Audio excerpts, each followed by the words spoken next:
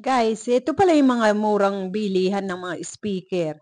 Tsaka yung mga TV, ang dami pala. Buti na lang napadaan ako dito. Ang daming pagpipilian. Tapos yung mga TV nila, may pinakamura nila is 3.8.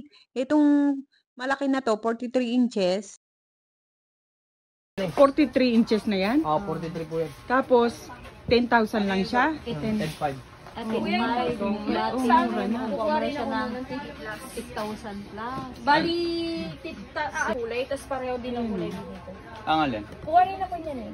Na... TV Plus. okay. Okay. Ano ba ito binibenta nila, monitor? Hindi, kukuhanin ko na tayo. Ay, TV ba yan? Yan yung, Pwede rin sa magkano, YouTube. magkano yan? Ano ba yan? Smart, ano na siya, no? 24 Megasonic 3.8. Ayan. Okay, ayan pala yung sinasabi Ano status niya. dito? Ito pala yung 3,800.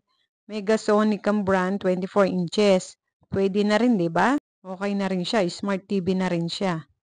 Ito yung pangalan ng kanilang store. Bagsak presyo, Bodega ni Ninang. Makikita niyo yung mga ibang speaker. Ang kinaganda pa nito, katabi niya yung mga cellphone supplier, sila rin ang nagsusupply. Ito, ang dami. Ayan, gadget. Mura lang yung mga cellphone dyan. Kaya pag nagawi kayo dyan, yung mga cellphone pala to. Makakasave kayo dyan. So, ito na, ibibigay ko sa inyo yung address.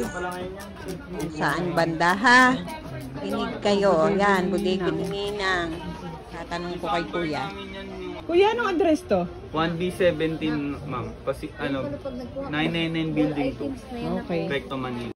Yan, next vlog, mga cellphone naman. Isa lang may-ari niyan. Ayan, oh.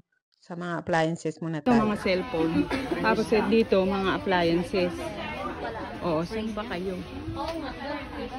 Yan, yan. Dito na lang ako bibiling TV. Para kay Nakakonect ba mother. siya sa'yo?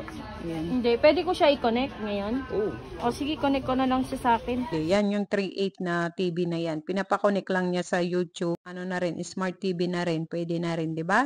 May mga iba't ibang sizes dyan. Paki-follow na lang guys for more update. And paki-save na rin to pag gusto mo rin dumaan dyan. Yan lamang guys.